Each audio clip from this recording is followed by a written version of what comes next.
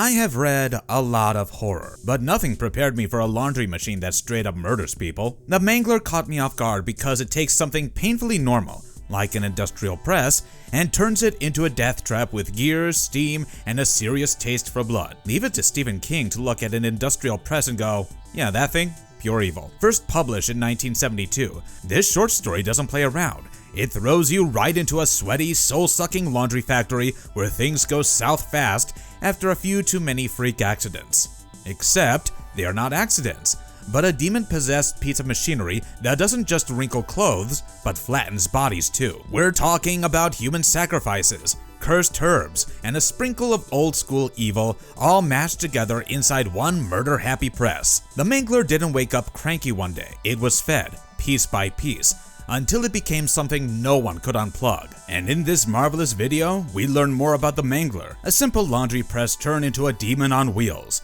its origin, how it works, what it really wants, and how it went from the pages of King's mind to movie screens and kinda fell apart along the way. If you ever thought your job was killing you, well, you've got nothing on the folks at Blue Ribbon Laundry. Before we go into our explanation, we have a very small request. If you like our content, please support us by subscribing to our channel. This is a small click for you, but for us, it means a lot.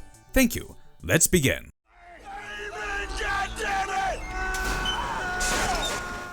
Born in blood and bolts, the origin of the Mangler. The Mangler is exactly what it sounds like, a machine that chews you up and spits you out, but in a goop. It's not your everyday industrial ironer. Although at first glance, the Mangler looks like any other simple industrial laundry press sitting in the middle of Gartley's Blue Ribbon Laundry, big, heavy, loud, and miserable to work near. It handled sheets, uniforms, and whatever else came through. But over time, something seriously wrong started brewing under its bolts. This thing went full Satan, possessed by a demon. It started with accidents. People lost fingers, then whole arms, then lives.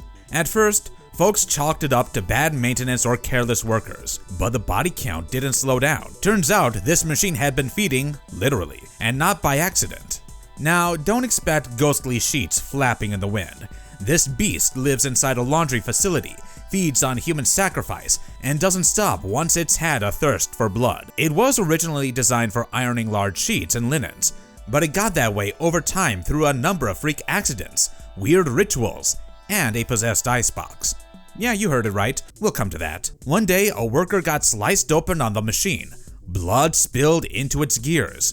That was the start. But that wasn't enough to wake it up. That came later, when someone spilled belladonna on it, which accidentally got mixed into a delivery of antacid stored near the press. We've seen enough thrillers to know that belladonna has a strong footing in the world of poison. And then came the sacrifices. Some planned, others accidental. And you're already halfway to summoning something nasty. The press stopped being a machine and began evolving, acting as if it had a mind. A hungry one. It didn't care who you were. If you got close, it tried to eat you. And not symbolically either. It dragged folks in, crushed them, and shredded them. Now, if this bad juju wasn't enough, toss in a literal cursed object, the icebox. Apparently, an old cursed icebox had already been possessed before the Mangler ever came alive. That icebox was exorcised, and instead of heading back to hell, whatever was inside found a new home in the gears and rollers of the laundry press. The icebox was being stored at the laundry facility, close enough to leak its bad mojo into everything around it, including the press. Once that evil latched on, the Mangler went from factory equipment to death trap. Investigators eventually figured out that the Mangler had become something more than cursed. It had been possessed, genuinely, fully taken over. As the body count climbs, the machine grows stronger, making it clear it's not just haunted, it wants something. And once it woke up, the Mangler decided it didn't want to sleep again.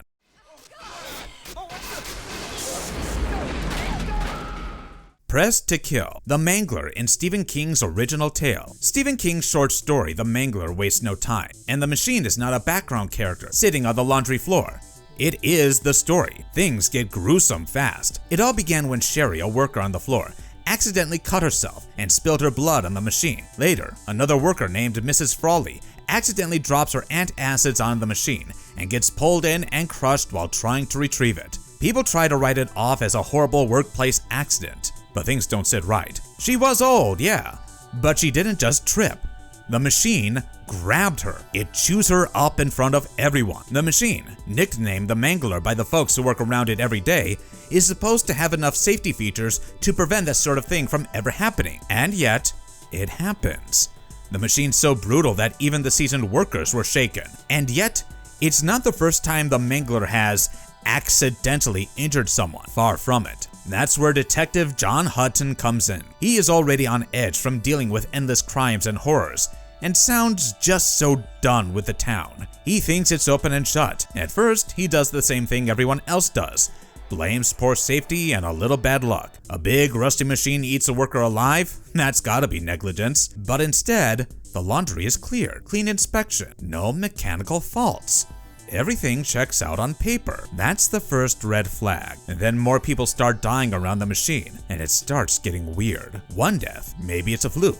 2, you're pushing it. But 3, that's a pattern. And this pattern doesn't look human. The machine doesn't just kill by accident.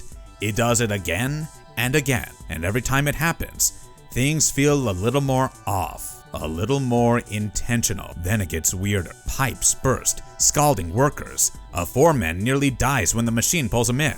Fuses are yanked, power is cut, but the Mangler keeps grinding. A machine causing this much death without any real explanation doesn't sit right with the detective. Hutton, already losing sleep, turns to his friend, Mark Jackson, a professor who knows a thing or two about the occult. Together, they dig through the history of the Mangler. They dig into the blood, the belladonna, which could strengthen the demon, the demonic residue, and point out that the Mangler's not broken, it's possessed. And it's been feeding. And every death makes him more aware, more alive. Hutton and Jackson decide they need to end this thing before it grinds through more bodies.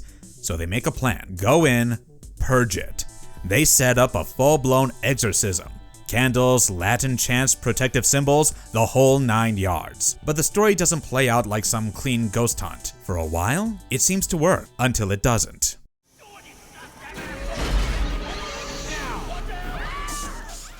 Mangled on the big screen. The machine goes Hollywood. Once King's possessed machine hit print in 1978, it was only a matter of time before someone looked at the Mangler and thought, yeah, let's bring that to life. And in 1995, that's exactly what happened. The first movie adaptation of The Mangler grabbed the original short story's bones and ran with the whole idea. Directed by Tobe Hooper, the guy behind the Texas Chainsaw Massacre, and starring Robert Englund, aka Mr. Freddy Krueger himself, the movie took Stephen King's short story and went all in. Right off the bat, the film ditches subtle horror and goes all out. Bigger kills, more blood, extreme gore, and a possessed machine that is out there for anyone who makes a lapse in judgment and stands too close to it. The machine gives no room for error. In the movie, the Mangler still runs the show inside Blue Ribbon Laundry. Gardley, the laundry owner, finds all of it normal, but he's into dark magic, so that explains. He has metallic braces on his legs, weird goggles, a walking stick, and a hideous secret that he hides behind his creepy smile. The movie follows the same cursed backstory. Blood spilled, a possessed icebox backstory, and a curse that needs blood to keep the machine happy. The movie begins in the same way King's short story does. Sherry slices her hand on a lever attached to the Mangler and bleeds on it while trying to dodge an ancient icebox, which appears at random places in the film. Then there's Mrs. Frawley's antacid, which the machine eats up. But here, it gets more dramatic. The movie does not cut corners when it comes to carnage and butchery. The kills here are way more dramatic. We're talking about people being folded in half, limbs snapping like twigs, and gallons of blood spraying across grimy factory floors. Gallons. But this time, the dark rituals run deeper. Detective Hutton's still here, trying to piece it together. The stressed out cop starts out doubting everything, but eventually realizes he's not dealing with bad wiring, but knee-deep in demonic mechanics. Poor guy got dragged into an unreal situation, trying to make sense of what's clearly a mechanical demon with gears. One guy loses an arm and lives to talk about it. Something is clearly wrong, but nothing technical adds up, and that's when Hutton's brother-in-law Mark, a demonologist who delivers the occult side of things, gets involved. They dig deep, and find that Gartley and a bunch of others in town have been sacrificing their own daughters, while still virgins, on their 16th birthdays to this machine. Because the Mangler hands out power and wealth if you feed it right. Gartley's next planned sacrifice was his own niece, Sherry. And yeah, Hunton and Mark try an exorcism again. The machine groans, sputters, and finally stops. Everyone breathes a little, but then Hunton pops an antacid, and everything clicks. Mark realizes the pills contain deadly nightshade, or belladonna, also known in occult circles as the Hand of Glory, a powerful ingredient that feeds demons instead of banishing them. So basically, their exorcism did nothing. Worse, it supercharged the machine. Suddenly, the Mangler comes alive, bolts and wires free, and literally starts moving across the floor by the end, groaning. Chaos breaks loose. It grows massive metal legs and stomps around. While Mark is shredded by the machine from hell, Hunton and Sherry barely survive. Later, Hunton gets a letter from his dead friend, photographer JJJ Pictureman, warning him that anyone missing a body part in town might be linked to the machine. When Hunton visits Sherry at the factory, he is baffled at the sight. He finds that the Mangler is back on the floor like it never left. And Sherry, now missing a ring finger, has taken her uncle's place and is running the laundry business. No more niece in distress. Sherry is part of the curse now. Hunton leaves, knowing it's over. The Mangler won again. And yeah, against all logic, this thing got 2 sequels. The second one swapped out the killer machine for a possessed computer virus. The Mangler 2 came out in 2001 and flushed the whole thing down the digital drain. You would expect the bloodthirsty machine to come back, right? Wrong. The Mangler itself doesn't show up at all. Instead, we get a computer virus named Mangler 2.0 that infects a private school's smart system. It infects the school's tech, doors, cameras, fire systems, and starts picking them off. That's right, the Mangler is now Wi-Fi enabled. It's a weird cyber horror film that has almost nothing to do with the first film. It tries to carry that same murderous vibe, but fans were not feeling it. The Mangler soul, that industrial blood-hungry monster, got lost somewhere in translation. Fans weren't into it, neither were the critics. Even horror legend Lance Henriksen couldn't salvage the mess. The Mangler 2 flopped, and most folks either skip it or pretend it never happened. But the Mangler wasn't done yet. The third brought the original Mangler back in a low-budget return. The Mangler Reborn was released in 2005 and brought things back to basics, but darker. This one brought the original flavor back. After the misstep that was part 2, here, the machine is resurrected, piece by piece, by a man named Hadley Watson, who gets possessed by it. He rebuilds what's left of the original Mangler in his basement, starts feeding it victims, and ends up completely controlled by it. This time, the Mangler doesn't live in a factory, it lives in a house.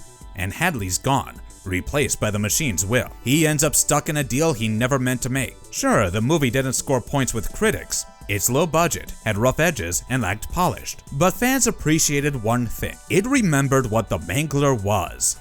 The movie brought the death press back. It brought the blood and rust back. So yeah, the Mangler started as a killer laundry press, deep in black magic and rust, and turned into a weird 3-film journey with a virus detour in the middle. But no matter how far it drifted, it all started with a machine that shouldn't think, shouldn't want blood, and somehow did.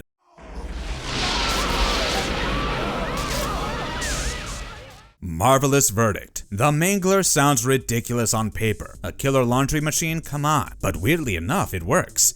And here's a fun bit that ties it all together. Stephen King, the man who gave birth to this mechanical nightmare, actually worked in an industrial laundromat before he made it big. He knew what those machines felt like up close.